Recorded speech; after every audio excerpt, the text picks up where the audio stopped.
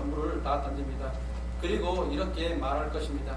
하나님, 공중에 머무는 돈은 다 하나님의 것입니다. 하지만 땅에 떨어진 돈은 다 제 것입니다. 이렇게 이야기를 했습니다. 물론 이 이야기는 우스갯소리로 만들어진 이야기입니다. 하지만요, 이 이야기 속에는요, 돈을 향한 사람들의 탐심이 어느 정도인가를 잘 보여준다고 하겠습니다. 그래서 존 웨슬리 목사님은 이 부분에서 아주 유명한 말씀을 하셨습니다. 나는 주머니가 회개하지 않는 사람의 회개는 믿지 않는다, 이렇게 말씀하셨습니다. 주머니는 무엇이 들었습니까? 지갑이 들어있는 것입니다. 즉, 이 돈, 지갑에 대해서 우리가 어떤 생각, 어떤 마인드를 가지고 있는가 하는 점은 바로 신앙에 있어서 매우 중요한 문제가 할 것입니다. 사실 저는 오늘 이 설교를요, 추수감사절 주일 대예배가 끝난 지금이 하는 것을 매우 다르게 생각합니다. 만약 이 설교를 그 대예배 시간에 있으면 조금 다른 눈으로 볼 수도 있었을 것입니다. 사실 신앙생활 하시는 분들 가운데는요, 돈 이야기만 하면 괜히 긴장되시는 그런 분들이 있는 것 같습니다. 사실 돈이요, 신앙생활을 할 때 걸림돌이 되는 경우도 있습니다. 수요 전도를 하는데요, 한 할아버지가 아주 멋진 양복을 딱 입고 그 전도하는 그 현장에 오셨습니다. 오셨어요. 부침개도 드시고 이제 몇 주 동안 오셔서 이런저런 이야기를 하시게 되었습니다. 그 말하는 과정을 통하여서 이제 마음문을 조금 여시게 되는 것 같더라고요. 그런데요, 마음문을 여시고 어느 정도 이제 이야기가 됐다 싶은데 어느 날은요, 좀 약간 흐름한 옷을 입고 와서 그렇게 이야기를 합니다. 사실은 내가 잘 사는 것이 아니라 좀 어려운 형편인데 교회를 나오고 싶어도 하나님 앞에 드릴 헌금이 없어서 이것이 참 걱정이 된다, 그렇게 이야기를 하더라고요. 그래서 제가 그 어르신에게 그렇게 말씀을 드렸습니다.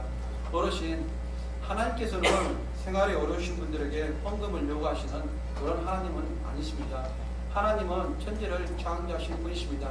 천지를 창조하신 하나님, 모든 천지가 다 하나님 것인데 어떻게 어르신의 그 어려운 형편을 보시고 헌금을 하라고 하시겠습니까? 그냥 나오셔서 예배 드리시고 하나님을 먼저 만나시기 바랍니다. 그렇게 이야기를 했습니다. 하나님은 어려운 자의 모든 사정, 모든 형편을 다 아시는 분이십니다. 그리고 그 형편이 어려운 분들에게 헌금을 내라고 그렇게 요구하시는 분도 아니십니다. 그런데 있지 않습니까? 그렇다고 해서 하나님께서요, 형편이 어려운 분들이 하시는 그 헌금을 거부하시는 하나님은 아니시더라고요. 오늘 본문 41절, 42절을 우리 다 같이 함께 읽어보도록 하겠습니다. 시작.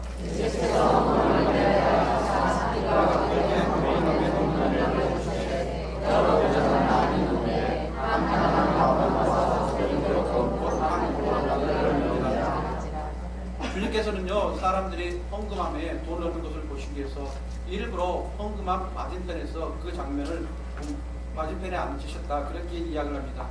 당시의 기록에 따르면요, 헌금함은 여인들에 놓여 있었는데 모두 13개가 있었다고 합니다. 그런데요, 이 헌금함의 구조가 참 재미있게 생겼습니다. 그것은 뭐냐면요, 이 헌금함이 나팔관의 그런 구조로 생긴 것입니다. 즉, 위에서 들어갈 때는 입구가 큰데 밑에는 아주 입구가 좁다는 것입니다. 이런 그 이유는 여러분들도 잘 아실 것입니다. 왜냐하면요, 누군가 거기 와서 훔쳐가는 것을 방지하기 위해서 이렇게 만들었던 것 같습니다. 그런데 이 헌금함은 무엇으로 만들어졌냐면요, 노쇠로 만들어졌습니다. 이 노쇠로 만들어졌다 보니까요, 헌금하는 사람이 그 돈을 딱 넣잖아요. 그러면 그 돈 소리가 땡그랑 하고 들리는 거예요. 그리고요, 이 땡그랑 소리를 들음으로써 인하여서 그 사람이 얼마나 많은 헌금을 했는가 그것까지도 알 수가 있었다는 거예요.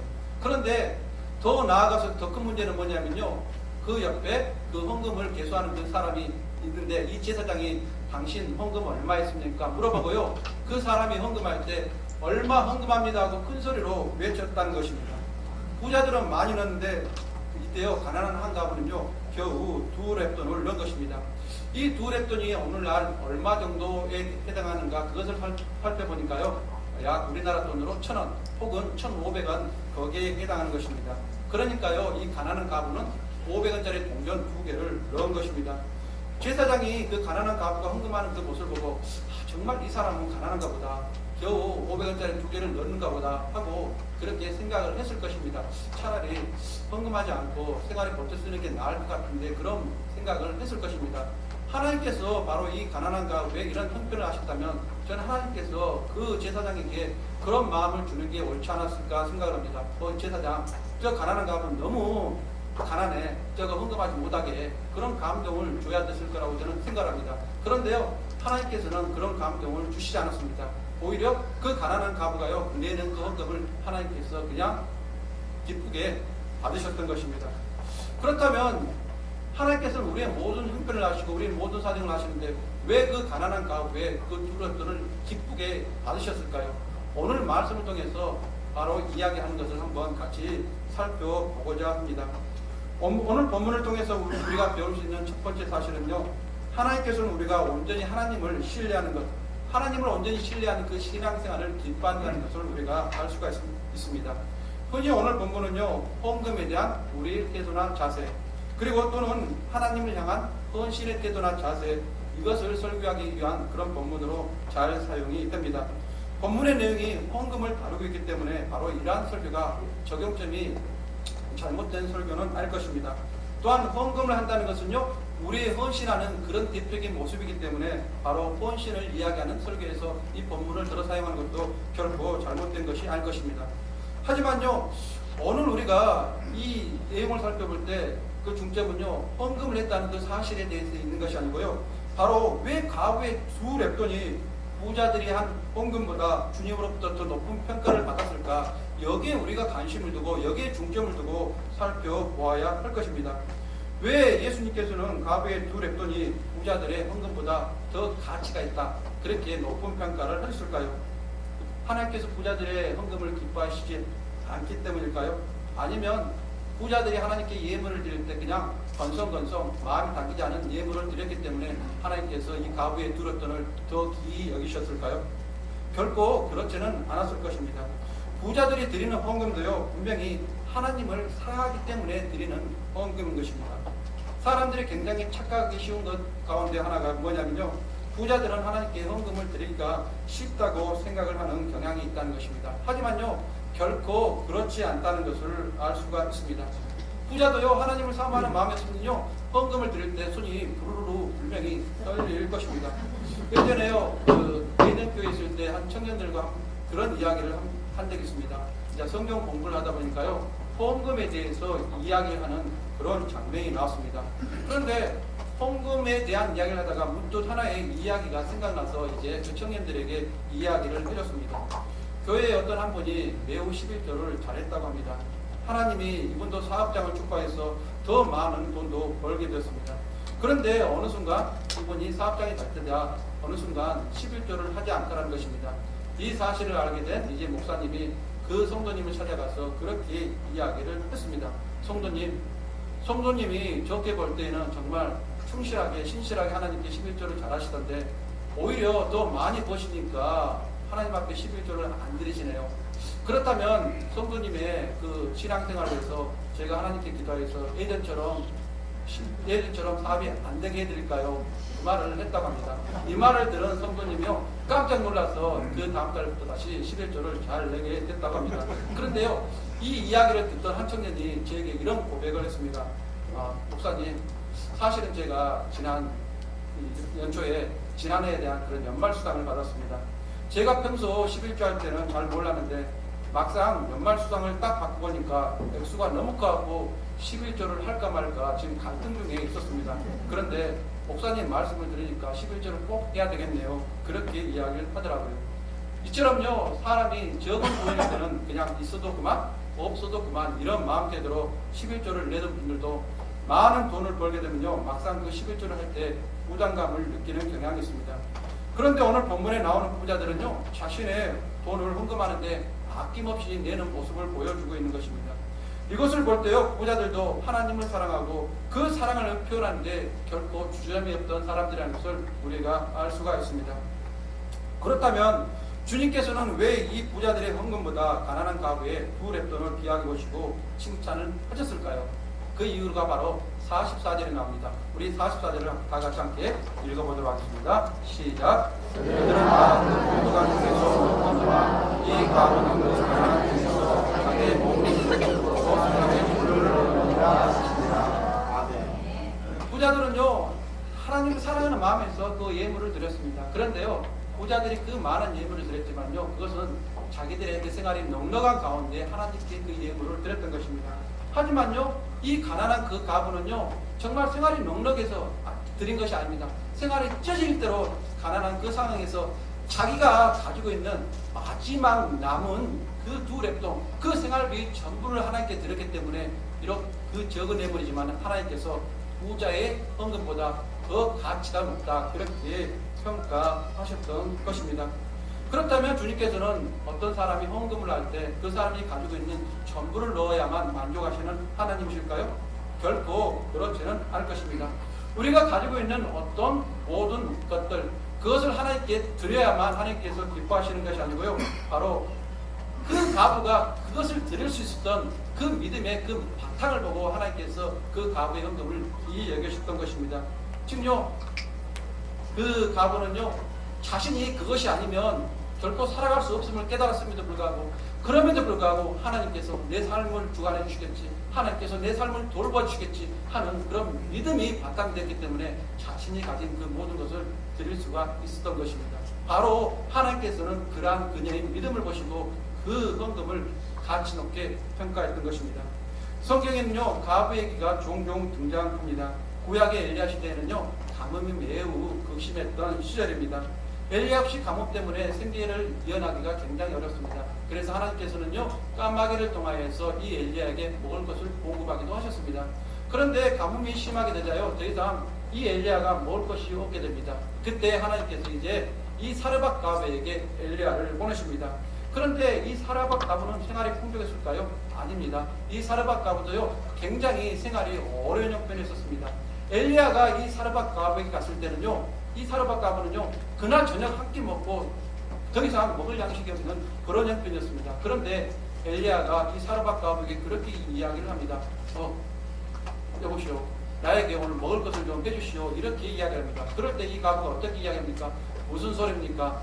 제가요, 오늘 저녁 저하고 저희 아들하고 둘이 딱 한 끼 먹고 죽을 그 양식밖에 없는데 무엇을 내달라고 그렇게 저에게 이야기하십니까? 그렇게 이야기를 합니다. 오늘 본문에 나오는 그 가부가 바로 이러한 형편에 있던 그런 사람입니다. 이 1,000원 정도에 불과한, 즉 오늘날로 말하면 따뜻한 라면 2개를 사갖고 아침 하나, 점심 하나, 저녁 하나 이렇게 먹어야 되는 그 형편에 있는 그것을 바로 바쳤던 것입니다. 정말요, 작은 돈을 보면 어떻게 굉장히 무서울 때가 있습니다. 왜 그러냐면요, 많은 돈을 가진 사람은 오히려 그 많은 돈을 잃어버리는 데에서 별로 부담을 갖지 않습니다. 그 단위에서 이런 말하기 참 그런데요, 도박을 하는 사람도요, 큰 도박을 하는 사람은요, 몇 억을 잃어도 꿀떡도 안 합니다. 그런데요, 작은 도박을 하는 사람 있잖아요. 작은 도박을 하는 사람은 10원짜리 해놔갖고 싸움하다가요, 그게 목소리 나오지 않습니까? 이처럼요, 오히려 큰 돈보다 작은 돈이 더 무서운 것을 우리가 보게 됩니다. 사람들은요, 작은 돈에 오히려 더 악착 같은 모습을 보이는 것입니다. 그렇기 때문에 이 사르밧 가부도요, 엘리야가 와갖고 먹을 양식 좀 달라니까 못 줍니다. 그렇게 대답했던 것입니다. 그럴 때 엘리야가 그 사르밧 가부에게 뭐라고 이야기합니까? 두려워하지 말고 가서 내 말대로 하려니와 먼저 그것으로 나를 위하여 작은 떡 한 개를 만들어 내게로 가져오고 그 후에 너와 내 아들을 위하여 만들라. 이스라엘 하나님 여호와의 말씀이 나 여호와가 비를 주변에 내릴까지 그 통에 가루가 떨어지지 않냐고 그 병의 기름이 없어지지 않냐리라. 그렇게 약속을 하십니다. 근데 이 사르밧 가부는요, 이 하나님의 약속을 믿고 엘리야에게 떡을 만들어 드리고요, 바로 그 가뭄이 끝날 때까지 그게 양식 끊어지 않을까, 그런 이야기를 합니다. 그런데요, 오늘 이 두 렙돈을 바친 가부는 어떻습니까? 이런 약속이 있습니까? 이런 약속도 없는 사람이었습니다. 이 약속도 없는 사람인데도 불구하고 바로 그녀는 자신의 이 두 렙돈을 과감히 하나님께 드렸던 것입니다. 그 이유가 무엇입니까? 그것은요, 바로 아까도 얘기했던 것처럼 하나님께서 내 삶을 책임져 주신다는 그 믿음이 바탕에 있었기 때문에 바로 그것을 할 수가 있었던 것입니다. 하나님은요, 헌금함을 보시고 그 가부의 형편만을 보신 것이 아닙니다. 하나님은요, 그 가부가 드리는 이 마음을 보시고 그렇게 높게 평가했다는 것입니다. 청년 여러분, 그리고 성도 여러분, 우리가 신앙생활을 하다 보면 때로는 힘들고 때로는 어렵게 느껴지는 때가 있습니다. 그러나요, 그러한 때도 하나님께서는요, 우리의 삶을 지켜보고 계십니다. 우리의 형편이 어떻다는 것을 너무나 잘 알고 계십니다. 내가 물질이 어려워서 아르바이트를 해야 되는 그 상황도 알고 계시고요, 또 내 미래가 너무 두려워서 어떻게 될지 모르는 우리의 그 마음도 알고 계십니다. 그리고 우리가 사업을 하는 그 사업이 잘 안 돼서 고민하는 그 모습도 하나님께서 알고 계십니다. 그럴 때 우리가 어떻게 해야 될까요? 그것은요, 우리가 하나의 사실을 깨달았으면 좋겠습니다. 하나님께서요, 결코 우리의 사정을 모르지 않다는 것입니다. 다 알고 계신다는 것입니다. 그럼에도 불구하고 우리가 함께 간다는 그것을 우리가 먼저 믿어야 하는 것입니다. 그럴 때요, 가부가 두 랩돈으로 온전히 헌신하는 것처럼 우리도 정말 하나님께 온전히 헌신할 수가 있는 것입니다. 바로 이러한 삶이 우리들에게 저는 필요하다, 그렇게 생각합니다. 청년 여러분, 그리고 우리 성도님 여러분, 바로 이처럼 가부가 가지고 있었던 하나님께서 내 삶을 책임지신다는 그런 믿음을 가지시기 바랍니다. 하나님께서는요, 늘 우리 곁에 계시고 우리의 모든 것을 알고 계시고 우리의 모든 것을 보고 계십니다. 그런데요, 우리는 이러한 사실을 잃어버릴 때가 너무나 많습니다. 요즘요, 제가 그 하나님에 대해서 곰곰이 생각해보고 있는 것입니다. 과연 내가 하나님을 위해서 무엇을 해야 될까, 이런 마음을 할 때가, 그런 것 때문에, 그리고 또 저도 제 진로 때문에 고민을 할 때가 있습니다. 그런데 하나님께서 저에게 요구하시는 것은 아주 간단하더라고요. 무엇을 저에게 요구하셨냐면요, 저에게 신명기 말씀을 계속 읽게 하시면서 그 신명기 말씀 가운데 그렇게 이야기를 하시더라고요. 너는 내 말을 지켜 행하라. 그 말씀을 저에게 하시는 거예요. 왜 하나님께서 내 말을 지켜 행하라 이런 말씀하시는가 보니까요, 하나님께서 그렇게 이야기를 하세요. 여호와를 경외하는 것이 지혜와 지식의 근본이다, 이렇게 말할 뿐만 아니라요, 하나님 말을 지켜 행하는 것이 너희들 삶에 있어 지혜의 근본이고 지식의 근본이다, 그렇게 이야기를 하시는 것입니다. 즉요, 우리가 하나님을 경외하고 하나님을 온전히 지키는 것이 뭐냐면, 하나님을 신뢰할 수 있는 게 뭐냐면요, 바로 우리가 하나님 말씀을 지킬 때라는 것입니다. 그리고 그 하나님의 말씀을 지킬 때 하나님께서 우리에게 어떤 약속을 하냐면요, 기업으로 풍성히 주시겠다, 그렇게 이야기를 하시는 것입니다. 그렇기 때문에요, 정말 우리의 삶에 대해서 하나님을 신뢰한다면요, 우리가 먼저 해야 될 것은요, 우리를 인도하시는 그 하나님을 믿으시고요, 바로 하나님의 말씀을 지켜 행하는 것이 우리에게 먼저 필요하다, 저는 그렇게 생각합니다. 이것이요, 제 마음에 오는 감동일 뿐만 아니라 여러분들에게도 오는 그런 감동이길 바랍니다. 그리고요, 우리가 바로 이처럼 하나님의 말씀을 지켜 행할 때 하나님께서 여러분들에게 주신 그 기업을 풍성하게 일끌 거라, 저는 그렇게 생각합니다. 오늘 본문을 통해서 우리가 배울 수 있는 두 번째 사실이 있습니다. 그것은요, 우리가 하나님은 우리의 중심을 보시는 분이라는 것입니다. 그렇기 때문에요, 우리는요, 어떤 행동을 할 때 다른 사람의 눈을 의식하는 것이 아니라 항상 하나님을 의식하며 행동해야 한다는 것입니다. 우리는요, 신앙생활을 하면서 하나님을 의식하기보다는 다른 사람의 눈을 의식할 때가 너무나 많습니다. 얼마 전 한 2주 전에 그런 교육자, 우리 사역자들 모임할 때 제가 그런 이야기를 한 적이 있습니다. 저는 사람의 눈치를 많이 보는 사람입니다, 이렇게 이야기를 한 적이 있습니다. 저는요, 안 그런 것 같지만 우리 청년들이 어떻게 반응하는가, 그리고 우리 성도님들이 어떻게 반응하는가, 거기에 대해서 굉장히 신경을 많이 씁니다. 제 이 머리카락이 빠진 것도 제가 그래도 머리카락이 많이 쓰는데 신경 안 쓰는 것을 하면서 그렇게 신경을 쓰다 보니까 머리카락도 빠지고 머리도 많이 나더라고요. 이처럼 저는 사람의 눈치를 많이 봅니다. 그런데요, 우리는 신앙생활하든 사회생활하든 간에 사람의 눈치를 보지 않고 살아갈 수가 없는 것입니다.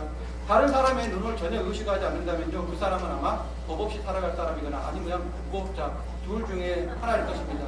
우리가 다른 사람의 눈치를 본다는 것은요, 긍정적인 면과 부정적인 면이 있는 것 같습니다. 그것은요, 긍정적인 면은요, 다른 사람의 눈치를 보기 때문에 우리가 최소한 할 도리를 하려고 노력한다는 것입니다. 하지만 부정적인 면도 있습니다. 그것은요, 다른 사람의 눈치를 보면 자기 소신을 펼치지 못하는 때가 너무나 많다는 것입니다. 특히 상사의 눈치를 볼 때는 더욱더 그렇습니다. 뿐만 아니라 다른 사람의 눈치를 보면요, 해야 될 것을 하지 못하고 해서는 안 될 것을 억지로 해야 되는 그런 경우도 있는 것입니다. 그런데요, 하나님의 일을 할 때에도 마찬가지입니다. 우리가요, 하나님의 일을 할 때도 다른 사람의 눈치를 보면요, 하나님의 일을 망치는 그런 경우가 있습니다. 예컨대요, 베드로를 한번 보십시오. 베드로가 이제 복음을 전하다가 이제 그 예루살렘 공회에 잡히게 되었습니다. 그때 예루살렘 공회가 베드로에게 그런 요구를 합니다. 더 이상 너는 예수 이름으로 복음을 전하지 마, 이렇게 이야기를 합니다. 그때 베드로가 뭐라고 이야기를 합니까? 하나님 앞에서 너희의 말을 듣는 것이 하나님의 말씀을 듣는 것보다 옳은가 판단하라. 우리는 보고 들은 것을 말하지 아니할 수 없다. 그렇게 이야기를 합니다.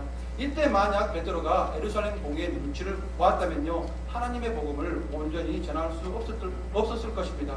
이처럼요, 우리는 사람의 눈치를 보지 않고 하나님을 의식하는 그런 행동을 해야만 하는 것입니다. 사도 바울도 동일한 이야기를 했습니다.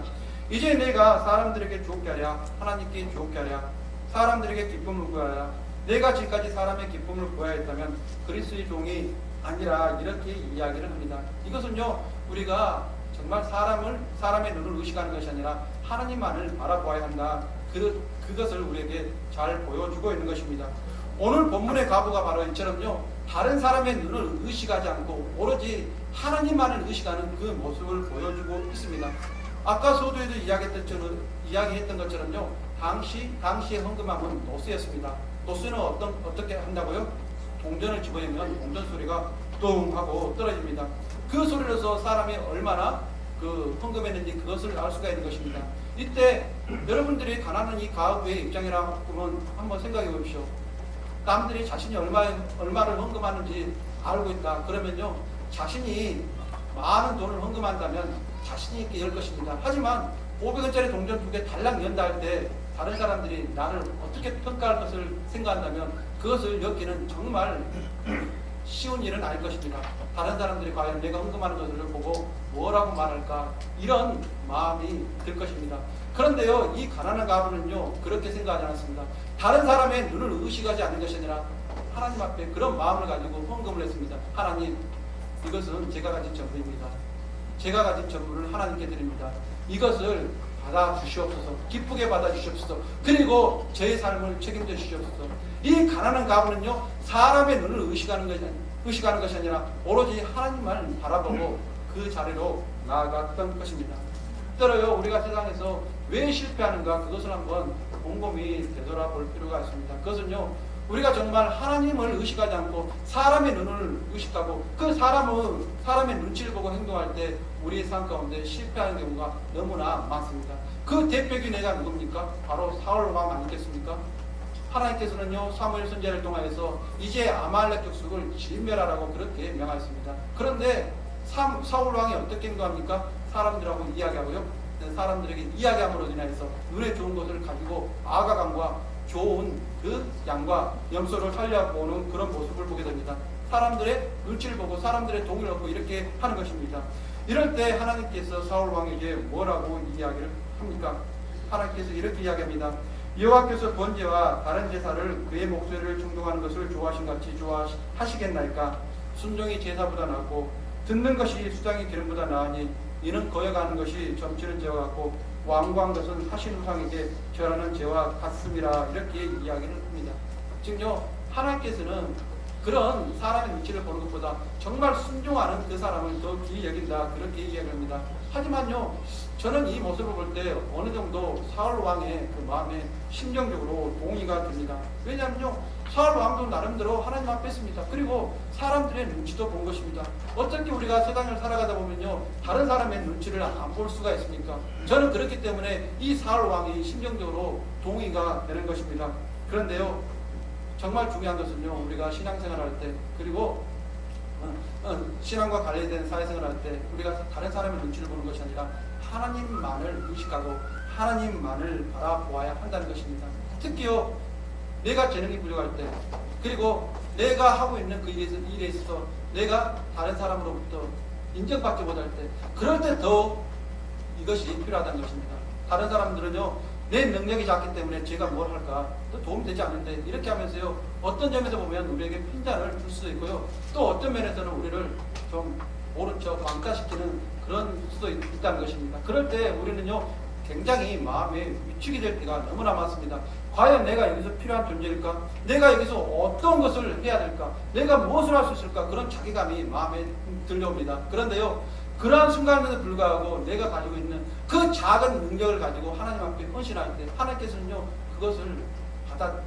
그것을 받아들인다는 것입니다. 그것을 귀히 여긴다는 것입니다. 그것을 높이 평가한다는 것입니다. 이처럼요, 우리의 능력이 오히려 작을 때 사람의 눈을 보는 것이 아니라요, 그럼에도 불구하고 내 능력이 작음에도 불구하고 하나님께서 나의 것을 귀히 여기셔 그런 마음을 가지고 하나님께 나아가야 할 것입니다.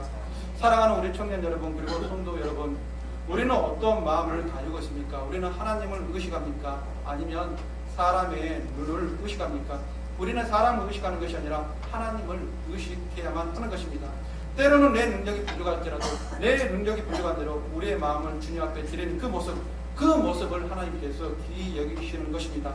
다른 사람들은 내 부족할지라도 열심히 하는 모습을 통해서 하나님께서 우리 청년들의 그 마음을 받아주시고 그 청년을 더욱 귀한 자리로 사용하여 주실 줄 믿습니다. 하나님은요, 무엇보다도 우리의 중심을 보시는 분이십니다. 사무엘이요, 그 하나님의 말씀을 듣고 그 기름을 보러 그 이새의 집에 갔을 때, 장자 엘리압이 왔을 때 사무엘은 그 장자 엘리압을 보고 그렇게 생각합니다. 여호와의 기름 부으실 자가 과연 주님 앞에 있도다. 그렇게 눈에 보이는 대로 했습니다. 하지만 어떻게 이야기했습니까? 하나님은 사무엘에게 이렇게 이야기합니다. 그의 용모와 길을 보지 말라. 내가 이미 그를 버렸노라. 내가 보는 것은 사람과 같지 아니하니 사람은 외모를 보거니와 나 여호와는 중심을 보느니라. 이렇게 이야기했습니다. 하나님께서는요, 우리의 외적인 그런 능력, 그런 것을 보는 것이 아닙니다. 정말 중요한 우리의 마음 중심, 그것을 보시는 것입니다. 하나님께서는 이처럼 사람의 중심을 살피시는 것입니다. 그러시기에 헌금을 바치는 자의 돈 자체에 많고 적음에 개의하지 않으십니다. 우리의 능력이 많고 적음에 개의치 않으십니다. 하나님께서는요, 무엇이 부족하여 사람들로부터 무엇을 요구하시는 분도 아니십니다. 하나님은 그 일을 통하여 그 사람의 마음이 온전히 하나님을 향하기를 원하실 뿐입니다. 하나님은요, 아브라함이 이삭을 바쳤을 때 아브라함의 그 믿음을 인정하셨습니다. 이처럼요, 오늘날 우리에게도 동일하게 우리의 마음이 온전하게 하나님을 향하기를 하나님은 우리에게 원하시는 것입니다. 문제는요, 그 마음을 하나님께서 하나님에게 온전히 드리느냐, 그 헌신 속에 나의 눈물과 나의 희생이 담겨 있느냐 하는 것입니다. 비록 우리가 가진 것이 부족하고 재능이 부족할지라도 그것을 드림으로 인해서 하나님이 기쁘게 받으시게 하십시오. 하나님께서는 그것을 기쁘게 받으실 것입니다. 저는 오늘 가부의 두 랩들을 통해서 두 개의 주제를 한번 함께 살펴보았습니다. 하나는요, 하나님께서는요, 우리가 하나님을 온전히 신뢰하시는 그 신앙을 기뻐 받으신다는 것입니다. 다른 하나는 것은요, 우리가 사람의 눈을 의식하는 것이 아니라 하나님을 의식하는 그런 신앙생활을 해야 한다는 것입니다. 그럴 때 하나님께서는요, 그 사람의 믿음을 기쁘시게 받으십니다. 하나님께서 기쁘시게 받으시는 믿음을 소유하는 여러분 되시기를 예수님의 이름으로 축원합니다.